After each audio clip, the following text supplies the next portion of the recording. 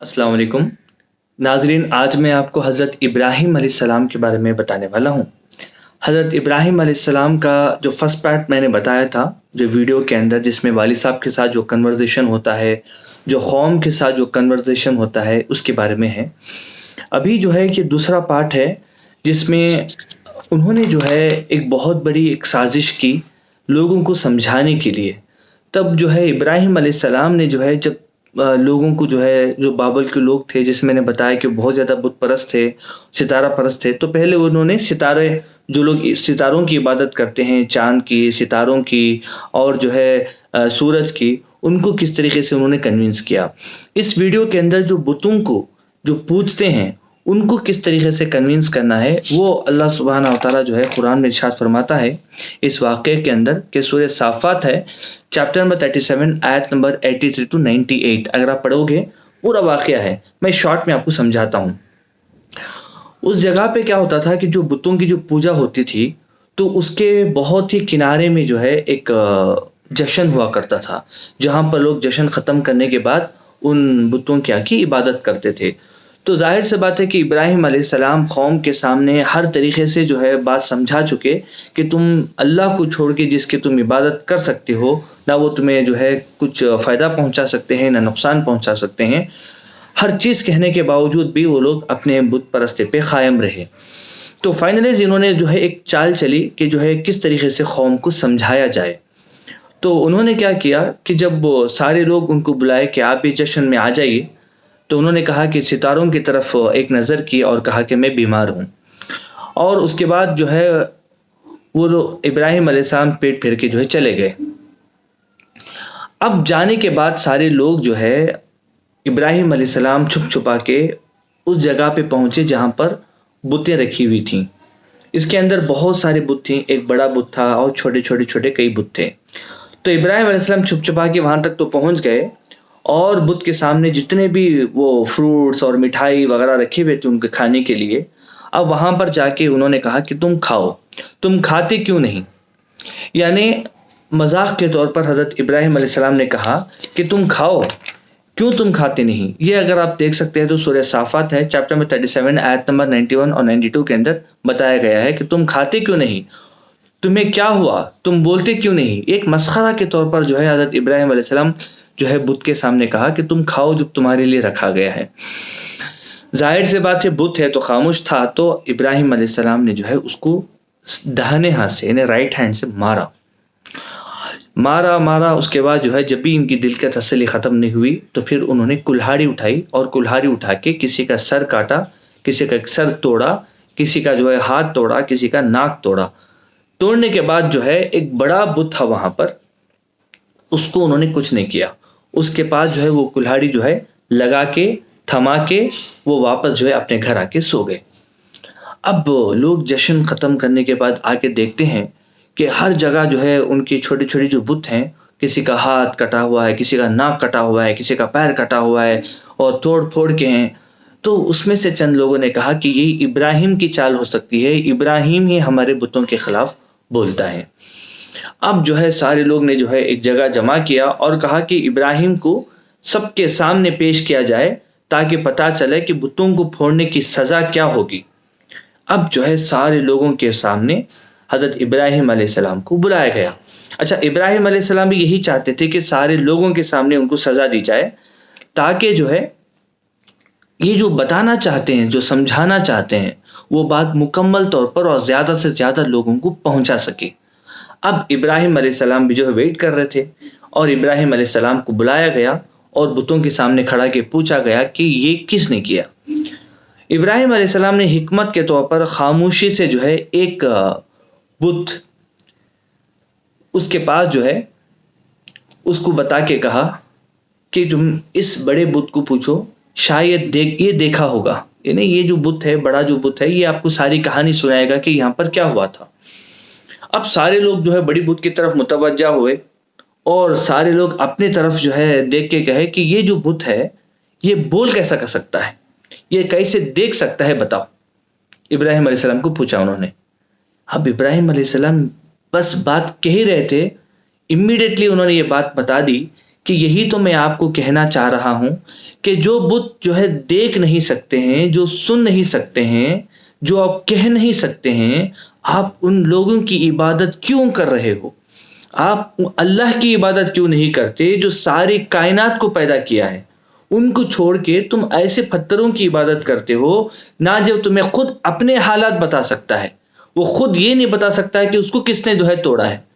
اب جو ہے ظاہر سے بات ہے کہ یہ ایک دوسرے سے دیکھنے لگے، اب ان کے اندر پشیمانی ہوئی، یہ لوگ اپنے اندر جو ہے ایک قسم کا جو ہے انسیکیور محسوس کر رہے تھے، کیونکہ ان کو پتا تھا کہ جو ابراہیم علیہ السلام جو کہہ رہے ہیں وہ بالکل صحیح بات ہے۔ یہ بتوں کی جو ہم عبادت کرتے ہیں وہ کبھی ہم نے فائدہ نہیں پہنچایا اور کبھی نہ پہنچا سکتے ہیں، نہ صرف وہ لوگ اس وجہ سے ان کی عبادت کرتے تھے کیونکہ انہوں نے اپنے باپ دادا کو کرتے ہوئے دیکھا۔ صرف ایک ہی ان کے پاس دلیل تھی، ساری زندگی ابراہیم علیہ السلام جب بولتے رہے ان کے پاس صرف ایک ہی دلیل تھی کہ ہمارے ماں باپ کو ہم نے کرتے ہوئے دیکھا، اس وجہ سے ہم بتوں کی پوجا کرتے ہیں۔ اس کے علاوہ کوئی دلیل نہیں تھی، نہ ان کے پاس قرآن سے کوئی دلیل تھی، نہ تورات سے تھی، نہ زبور سے تھی، نہ کوئی جو ہے اللہ کی مقدس کتاب سے ان کے پاس کوئی دلیل تھی، نہ کوئی پروفٹ کی جو ہے ان کی دلیل تھی کہ انہوں نے کہا کہ عبادت کرو۔ اب جو ہے ابراہیم علیہ السلام کو سزا دینے کے لیے کہا گیا کہ ان کو ایسی سزا دینا ہے، ایسی سزا دینا ہے کہ ساری دنیا کے لوگ جو ہے پتہ چل جائے کہ اگر کوئی اپنے بتوں کو مارے گا، توڑے گا، کیونکہ ان کے پاس کوئی تھا بھی نہیں چارہ۔ خیر وہ لوگ جو ہے خود شرمندہ ہو گئے، جواب نہیں تھا۔ اور آج نہیں، ہر مرتبہ ایسا ہی ہوگا کہ جب انسان کے پاس جو ہے صحیح جواب نہیں ہوگا، علمی بنیاد نہیں ہوگا، تو وہ مارنے اور مرنے پہ اترے گا، جد و جہد پہ اترے گا، یہ لوگوں کو سزا دے گا۔ یہ جو ہے نارمل جو ہے دنیا آج بھی ایسے ہی حالت ہو رہی ہے۔ اب جو ہے ایک دن مقرر کیا گیا، ابراہیم علیہ السلام بھی وہی چاہتے تھے کہ سارے لوگوں کے سامنے سزا دی جائے۔ اب ابراہیم علیہ السلام کو جو ہے جلانے کے لیے ایک بہت بڑے میدان میں آگ جلائی گئی، انہیں ایندھن جس کو کہتے ہیں، اتنا زیادہ ایندھن کی ضرورت پڑی کہ گاؤں کے اندر اتنا ایندھن نہیں تھا، تو لوگ اپنے گھروں سے دیا کرتے تھے۔ وہ جو ہے کہنے لگے کہ جو ہے ایندھن جو ہے اگر ہماری بیماری اچھی ہو جائے گی یا ہمارے پرابلم سالو ہو جائیں گے تو ہم جو ہے ابراہیم کو جلانے کے لیے اتنا ایندھن دیں گے، یعنی جلنے والی چیزیں۔ تو اس طریقے سے بھی لوگ جو ہے نیاز کر کر کے جو ابراہیم علیہ السلام کو نہیں چاہتے تھے وہ لوگ بھر بھر کے ایندھن دیے۔ اب یہ ایندھن کتنے دن چلتا رہا، جلاتے رہے جلاتے رہے جلاتے رہے، کہ تاریخ کے اندر آتا ہے کہ اس گاؤں کے لوگ اتنی بڑی جو ہے اونچی اونچی آگ کبھی نہیں دیکھے۔ اب جو ہے ظاہر سی بات ہے کہ وقت آ گیا تھا کہ ابراہیم علیہ السلام کو جو ہے جلانے کا۔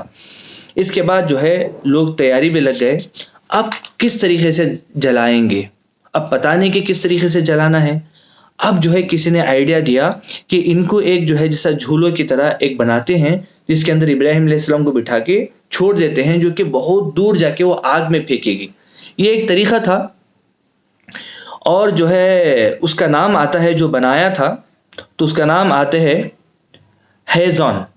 یہ ہیزون جو شخص تھا، انہیں نے ابراہیم علیہ السلام کو جلانے کے لیے، وہ جو ہے اس کو میں جھولا کہتا ہوں سمجھنے کے لیے، مگر جو واقعے کے اندر آتا ہے منجنیقی بول کے ایک جو ہے کچھ آلہ تھا جس کے اندر ابراہیم علیہ السلام کو بٹھایا گیا اور جو ہے دور پھینکا گیا اس آگ میں۔ اب جہاں کہ مطلب اس آلے کو جو بنانے کی وجہ سے اللہ سبحانہ تعالیٰ قیامت تک اللہ سبحانہ تعالیٰ کو دھسا دیا، اور قیامت تک بھی جو ہے اس کو دھساتا چلا جائے گا۔ اب جو ہے جیسے ہی ابراہیم علیہ السلام کو بٹھایا گیا اس کے اندر ڈھکلنے کے لیے، جھولے کے اندر یا جو ہے بٹھا کے، تب جو ہے حضرت ابراہیم علیہ السلام جو ہے تیار تھے۔ اب ان کے دل کے اندر یہ تھا کہ یا تو میں جل جاؤں گا یا تو مجھے اللہ بچائے گا۔ اب فرشتے بھی جو ہے ویٹ کر رہے تھے کہ اللہ اگر حکم دے گا تو بارش جو ہے اللہ سبحانہ تعالیٰ جو ہے برسا دے گا اور اس آگ کو ٹھنڈے کر دے گا، مگر اللہ سبحانہ تعالیٰ نے اس کی بھی اجازت نہیں دی۔ اب جیسے ہی وہ جھولے میں جو ہے جھول کے ہوا میں تھے، جب گرنے کے قریب تھے، تو جبرائیل علیہ السلام نے بھی ابراہیم علیہ السلام کو پوچھا کہ کیا آپ کو کچھ مدد کی ضرورت ہے؟ حضرت ابراہیم علیہ السلام نے کہا کہ حسبنا اللہ و نعم الوکیل، میرے لیے اللہ کافی ہے، میرے لیے اللہ کافی ہے، کیونکہ میں سب کچھ جو کر رہا ہوں یہ صرف اور صرف اللہ کے لیے کر رہا ہوں۔ اگر اللہ مجھے بچانا چاہتا ہے تو الحمدللہ، اگر نہیں ہے تو اس میں جل کے جاؤں گا۔ اب اللہ سبحانہ و تعالیٰ قرآن میں ارشاد فرماتا ہے کہ جو ہے سورہ انبیاء ہے چیپٹر نمبر 21 آیت نمبر 69 کے اندر کہ ہم نے حکم دیا کہ اے آگ سرد ہو جا اور ابراہیم پر سلامتی بن جا. یعنی ایک تو ٹھنڈا ہو جانا اور اتنا بھی ٹھنڈا نہیں ہونا کہ اس سے خود ابراہیم علیہ السلام کو تکلیف ہو جائے، بلکہ سلامتی والا ہو جانا. اب جو ہے ابراہیم علیہ السلام جیسے ہی آگ کے اندر جو ہے ڈالے گئے، الحمدللہ آٹومیٹکلی اللہ کے حکم سے پوری آگ ٹھنڈی ہو گئی اور بالکل نارمل جس میں ابراہیم علیہ السلام جو ہے رہے اور ان کو ذرہ برابر بھی نقصان نہیں ہوا. ابراہیم علیہ السلام کہتے ہیں کہ اس وقت جو وقت تھا جو آگ کے اندر جنہوں نے اپنا اچھا وقت گزارا، اب تک زندگی میں انہوں نے اتنا اچھا وقت نہیں گزارا.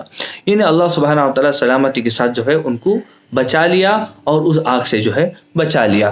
اس کے بعد بھی جو ہے حضرت ابراہیم علیہ السلام جو ہے اپنا دعوت کا کام جو ہے کنٹینیو کرتے رہے.